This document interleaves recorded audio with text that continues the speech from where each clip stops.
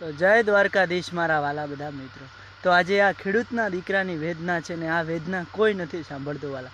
કારણ કે જ્યારે અનાજની જરૂર હોય છે ત્યારે ઉપરવાળા અધિકારીઓ એવું કહે છે, વેપારીઓ એવું કહે છે કે ખેડૂત છે એ મોટો મહાન છે।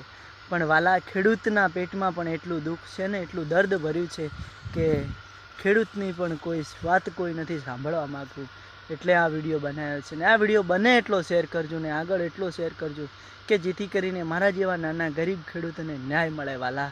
કારણ કે આજે પણ ખેડૂતો ખૂબ જ હેરાન છે અને ઘણા બધા મારા જેવા ખેડૂતો તો પોતાનું ગામ પોતાનું શહેર છોડીને પણ જવા તૈયાર થઈ ગયા છે અને ઘણા એવા ખેડૂતો છે કે આ પૃથ્વી લોક છોડીને પણ જવા તૈયાર થઈ ગયા છે વાલા।